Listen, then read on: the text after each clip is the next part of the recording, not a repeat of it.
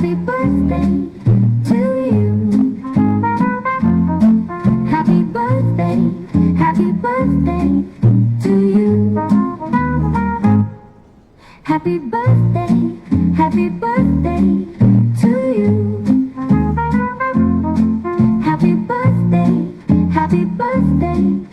you.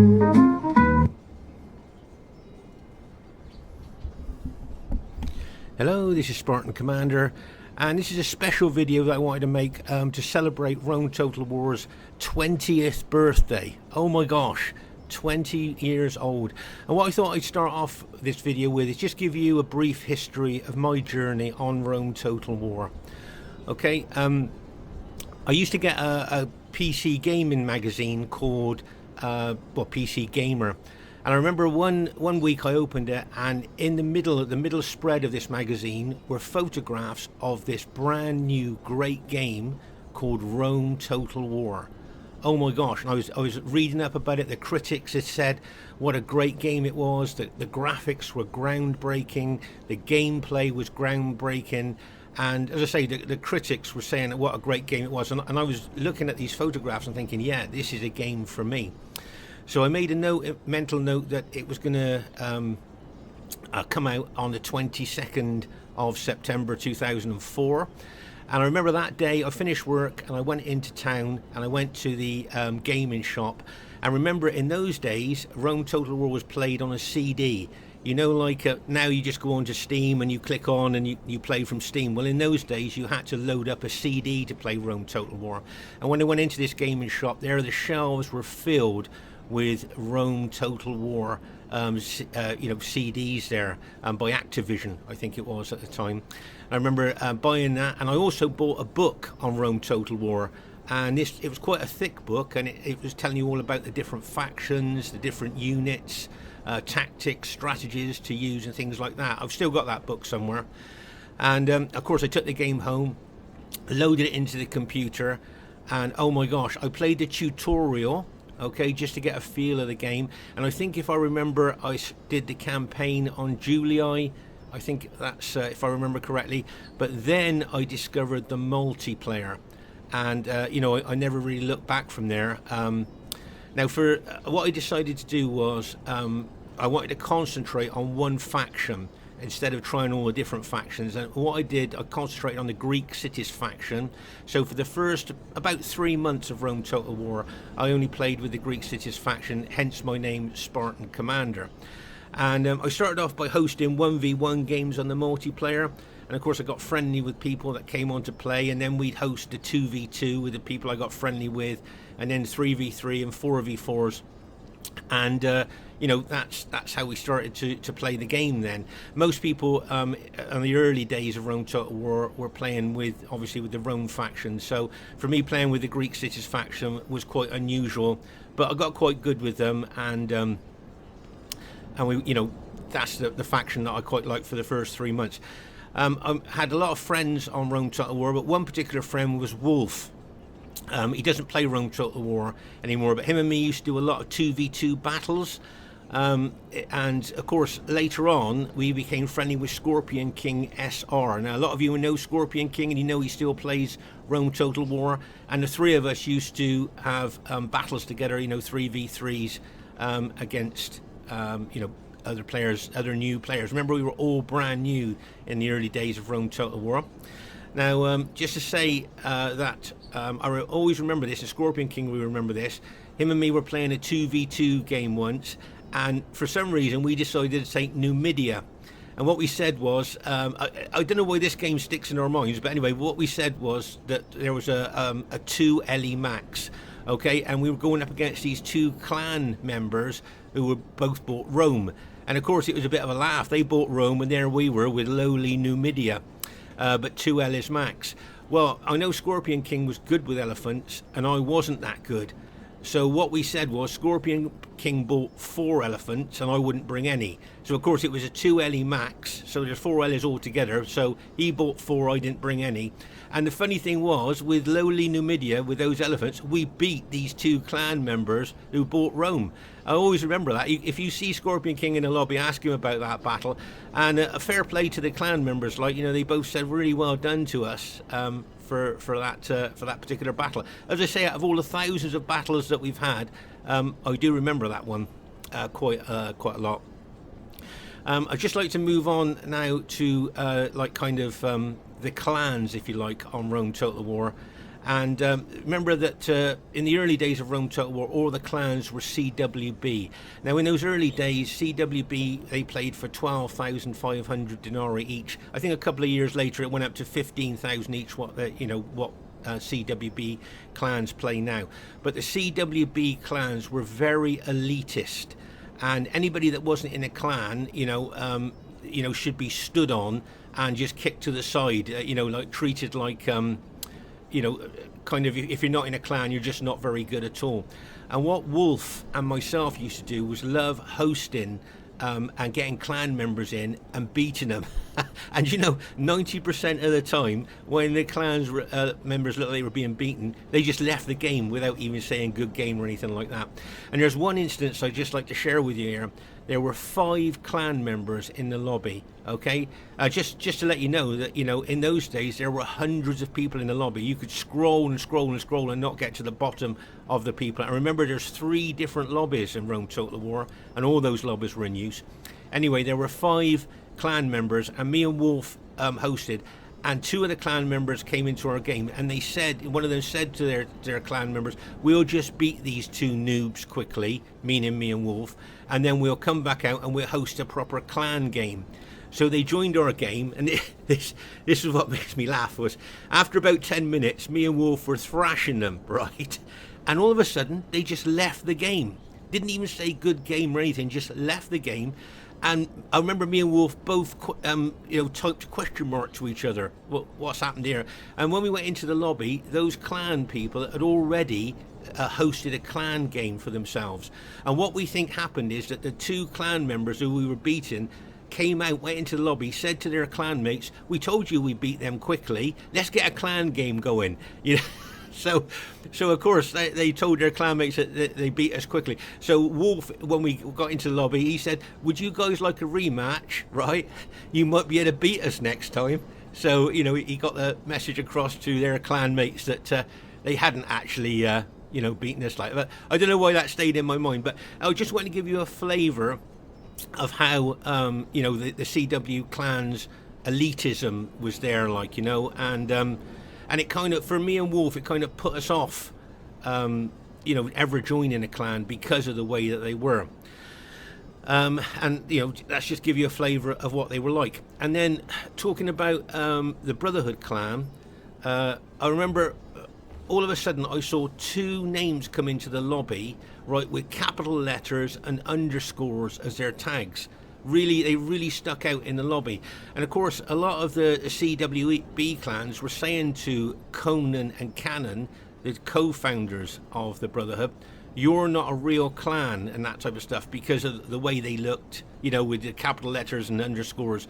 And of course, Conan and Cannon decided to play for twice the CWB money. So instead of playing for 12,500, they were playing for 25k each. Now, a lot of you might not know that the Brotherhood actually started off playing with 25,000 denarii each.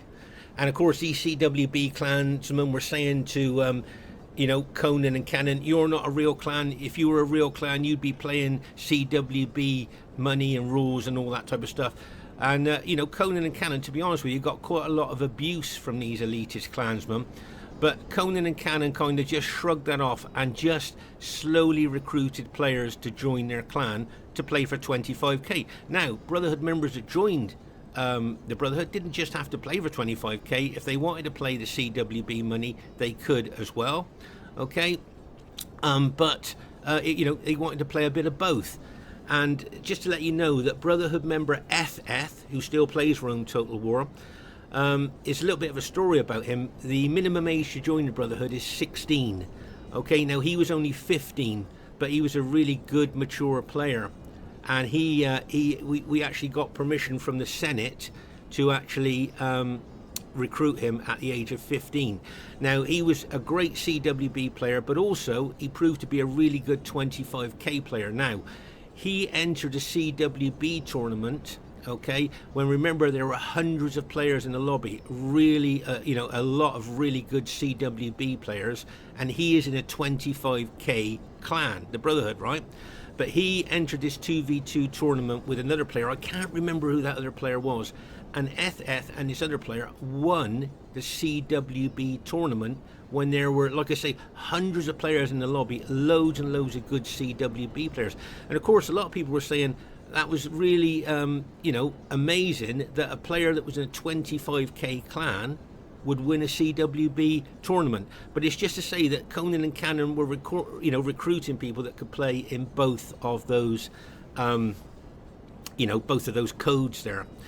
And just to say, me joining the Brotherhood clan was a little bit complicated, really, because, as I say, Wolf and myself had said we'd never join a clan because of the kind of, the elitism that we found there. And I remember that Conan used to invite us a lot into his games and things like that, and he and gradually he asked us to join the first time, and we said no.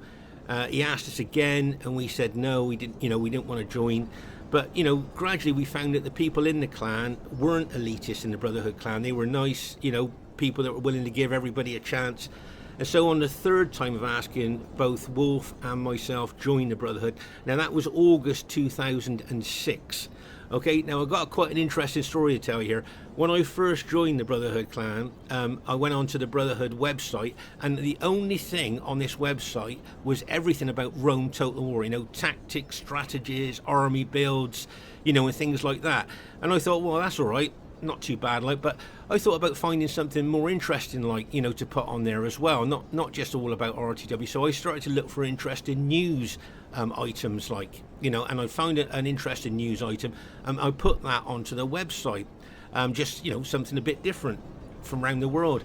Anyway, I had a message from the Senate telling me that this is an RTW clan website and they only want RTW stuff put on it, right? But I noticed that with this interesting news item that I put on the website, that a lot of Brotherhood members kind of liked it, so I thought, well, I'll find something else and another interesting news item and put it on there, which is what I did.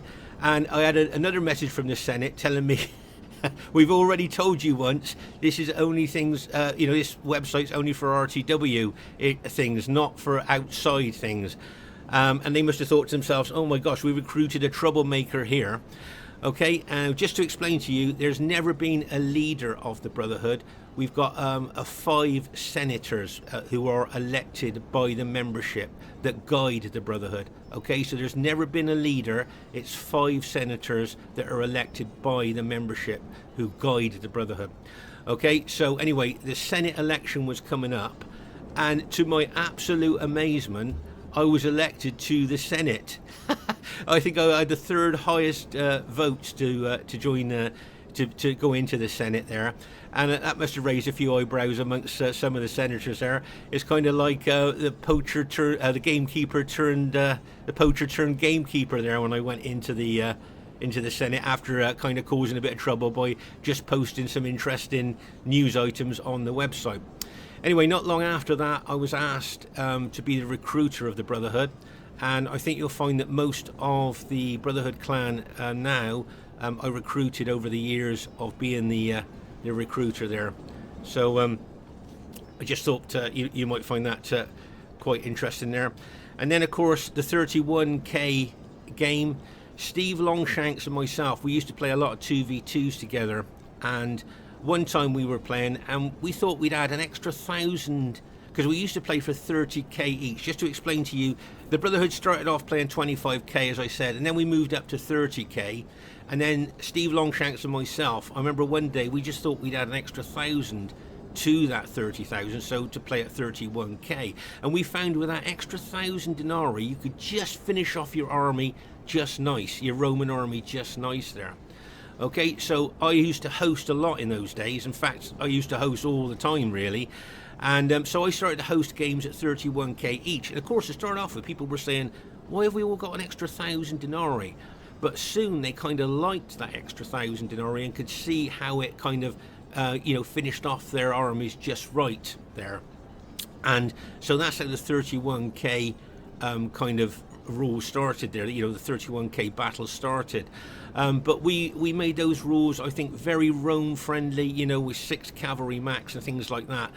Because at that time, most of the players were playing with Rome. You see what I mean? So for all these years, 17 years or whatever it is now, they've been very Rome friendly. As a lot of you know, in the last few months, we've changed the rules a little bit for our games, where we allow Parthia and Scythia to have 10 cavalry max. And personally, I think we should have done that from the start of the 31k rules. But at the time, we, as I say, so many people were playing with the Rome faction that I don't think they would have accepted big cavalry armies in their battles. And just to say that during the course of Rome Total War, maybe about 12, 13, maybe 14 years ago, the Greek clan and the Brotherhood clan got together to bring out some new rules for the 31k game, where we tried to encourage different factions into the game. And I can't remember exactly how we changed the rules, but I know that we encouraged a lot of cavalry factions into the game by giving higher cavalry maxes to the cavalry factions.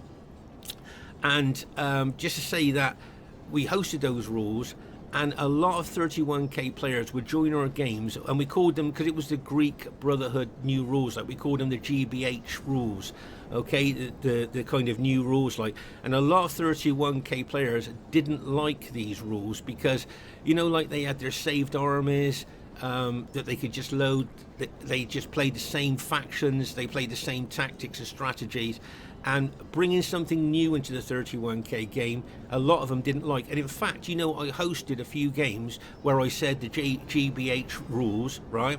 And I had players actually leave the game because they didn't want to play these new type rules. Just because they were, I don't know if the word stick in the mud is relevant there, but they just didn't want to think outside the box. Inside their little safe box of their saved armies, playing the same factions, playing the same tactics and strategy, they were happy in that little box, and they didn't want to think outside the box. Because of course, if you bring more cavalry into the game, like Parthia, Scythia, Armenia, things like that, then of course you might have to think about changing your army build, changing tactics and strategies and things like that. And a lot of them didn't want to do that.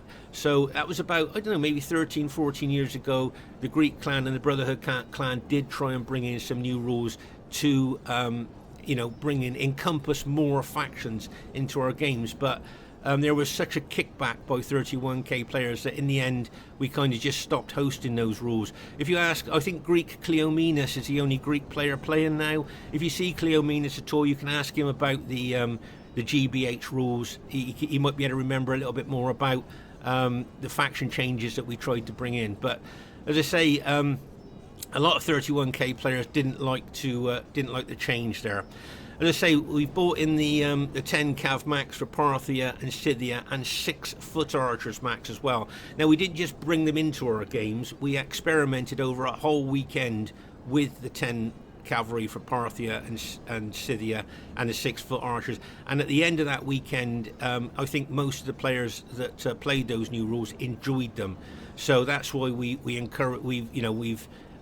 got those rules now in our 31k battles. Now, not every battle people bring Scythia or Parthia, but they've got the option if they want to.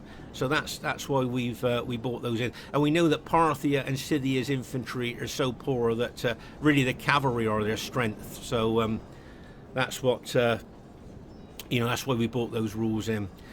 And just to say that in the early days of Rome Total War, I think a lot of you know First Prime. He was the one of the leaders of the Core clan. Well, before him and me were even in a clan, him and me used to fight a lot of 2v2 battles on Rome Total War. And I can't tell you, explain to you how great it was to see hundreds of people in the lobby and loads of games up, which you could just scroll down and down and down and never seem to get to the bottom. I know a lot of players that may have played in the last 5, 6, 7 years have never experienced that, but that's how the game was. Also, I'll move on to the addiction side of Rome Total War. And to be honest with you, a lot of players, including myself, got addicted to playing Rome Total War. I'll be honest with you, I was in a job where I started early in the morning, finished at lunchtime, and in the afternoons I usually played for about 3 hours every afternoon, and then in the evenings I used to play for another 4 hours in the evenings. I was playing 7 hours a day, Monday to Friday, and on the weekends, I remember in the summer very often I was playing all through the night till the sun came up in the morning. You know, that's how addicted I was. And I'll just tell you a little story here. One of the players that we used to play with was so addicted to the game, right? He didn't want to leave his computer to go to the toilet. Okay? He didn't want to leave the computer to go to the toilet. So he bought himself a commode. And those of you that might not know what a commode is, it's like a seat, but it's a toilet. You lift the seat up and you know, it's a toilet. And what he used to do was, rather than leave Rome Total War to go to the toilet when he needed to go, he just went in the commode while he still carried on playing Rome Total War. So that's something interesting for you. And I know several players used to have the computer in their bedrooms, and they used to keep the computer on by the side of their bed, right? This is what they told me. And keep the computer on Rome Total War all night. So if they woke up during the night, right, they could have a quick game during the night, and then when they woke up in the morning before they went to work, if they could get a quick game in, and the Rome Total War was on all night. And I know there was a couple of players that did that. Also, talking about the addiction, I know that at least 2 marriages broke up, and a contributing factor to that, obviously not all of it, but a contributing factor was addiction to Rome Total War. I know 2 marriages did break up from that addiction. And I'll be honest with you, with the addiction that I had on Rome Total War, you know, all I was thinking about and doing was Rome Total War. And of course my family wanted to get on the computer. You know, I had lots of arguments with my wife and my family about the time I was spending on the computer. And I'm not the only one. Veterans listening to this, can you remember going through your addictive stage on Rome Total War? And of course, you know, we used to just live, eat and drink, if you like, Rome Total War. And of course I used to play with the same people most of the time. And when you play a game a lot, you get like a winning edge.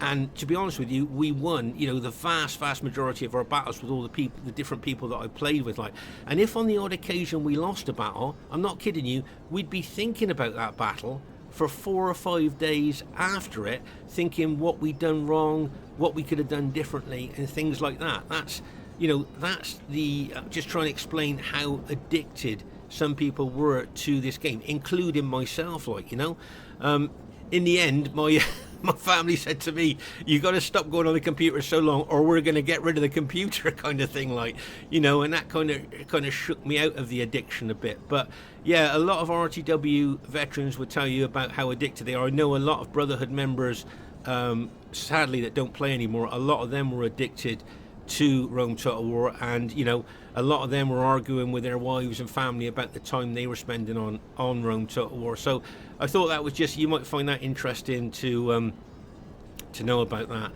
you know, the addiction side of it. Also, just to say that just moving on to Rome Remastered, just a quick talk about that. When Rome Remastered came out, I know all of us in the RTW community were really looking forward to that. And I actually contacted Feral, the developers, you know, in regard of the multiplayer community, and explained to them how important the lobby was, like, you know, the chat lobby. This is where we make friends, you know, talk about tactics and strategies, you know, make clans, and just, you know, socialize. I think the lobby for the multiplayer is a very important, you know, part of Rome Total War. You know, it's the social side of Rome Total War. And I explained that to them. I think I sent them about 7 emails explaining how important the lobby was to the multiplayer community. Anyway, when it came out and I went into the multiplayer part and saw no lobby, I know that loads of us were so disappointed with that, you know, most of us just stopped playing the Rome Remastered on the multiplayer. Now I understand that the campaign on Rome Remastered is absolutely great, and the you know, the campaign part of Rome Remastered, the community there are very happy with that. But it seems to me that the developers concentrated on the campaign side of it, which is great. I'm really pleased for the campaign community, but they kind of I think, you know, that was at the expense of the multiplayer community. And just to say, how many of you play a multiplayer on Rome Remastered? I would suggest not that many there. And you know, if you go into the multiplayer part of it, it's just kind of like a dead zone to me. You know, without the lobby, it's just like a sterile environment to me. And so that kind of put me off. Don't get me wrong, the graphics on Rome Remastered I think are absolutely fantastic. And there's a few other little things in there, you know, like where you see the trail of the arrows, you know, or the trail of missiles. I think that's a nice added bit to it. But unfortunately, no lobby. And also, you know, what I thought was they actually they gave that game to the big YouTubers, didn't they, to test it out, to publicise it. And a lot of those big YouTubers openly admitted they hadn't played Rome Total War for years. So what kind of feedback do you think Feral got from people that haven't played it for years? What I thought they should have done is reached out to the multiplayer community, as well as the campaign community, and asked us to try it out. And you know, the beta version of it, if you like, before they brought it out, and we could have gone back to them and talked to them about, you know, what needed to be done in regards, say, of the multiplayer community. I even asked them if they could put 4 or 5 new battle maps onto the Rome Remaster. You know, I even gave them some ideas, like, you know, like I was thinking of a massive broken down city with multiple entry points and platforms maybe inside the cities where you could put units, you know, that could stand up and throw their missiles and things like that. You know, or even island maps with 5 or 6 wading points with maybe broken down buildings on the island where you could put your units around and stuff like that. I even suggested battle maps like that they could make up and put into Rome Remastered, but they didn't do any of that. So we've got no lobby and no kind of, you know, you know, nothing really for the multiplayer community, and that's why it's dead really. And I think that you know, they really messed up there with Rome Remastered in that respect. So please, you know, please leave your thoughts in the comments on that, because I know a lot of you have thought about that. And just to say that I found Rome Total War to be, you know, I think personally the best Total War game. Now I know a lot of people will, you know, have played the other, and I've played a lot of the Total War games, mind there, but you know, I still find there's something special about Rome Total War.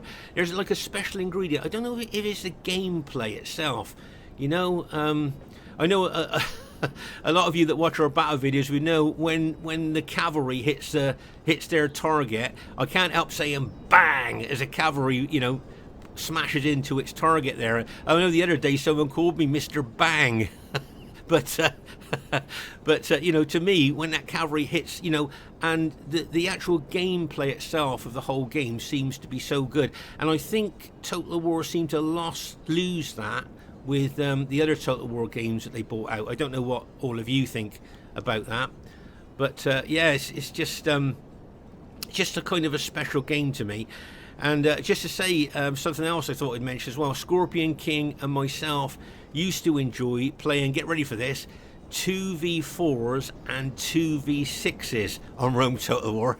And that was when we were at the peak of our games. You know, we used to play on the Italian lowland map. Scorpion King used to bring Roman infantry army, and I bought the Scythian army of headhunting maidens. Now, this is something you might find interesting. Before the last patch, get ready for this, 14 headhunting maidens could take out a whole Roman army.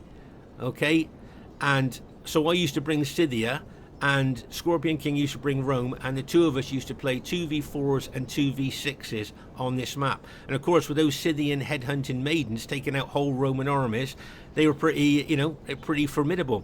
But then when the last patch came in, the maidens were kind of weakened so much that, and of course I didn't realise that. And after that last patch, I charged my maidens into the Roman army like I did before, and of course all the maidens were killed. So just to say that last patch really did weaken those headhunting maidens, but they were a real formidable force before that last patch there. Just something a little bit added for you there. So I just say really well done to all of the players that still play Rome Total War. And I would say that veterans watching this, come back and give RTW another try. If you're not sure, my video channel's Martin Commander. Go on there. There's about 912 multiplayer battles there. You'll see we still have great battles on there. And I'd like to encourage ex-players back onto Rome Total War, and anybody that hasn't played Rome Total War but have seen some of our battles, come on and give it a go, give it a try. Yeah, it's 20 years old, the graphics are 20 years old, but remember, they were groundbreaking at their time. And I just hope you could come and join us, and I hope you've enjoyed this video. I hope I haven't bored you too much with this, telling you the story of my journey on Rome Total War. And just to say once again, well done to everybody that still plays Rome Total War. And as I say, we're trying to recruit ex-players back on, and any new players that want to come and play it. The busiest nights are Friday, Saturday and Sunday. Please come and join us on Rome Total War and relive the glory days of what Rome Total War used to be like. And remember that old saying, all roads lead to Rome. Bye for now.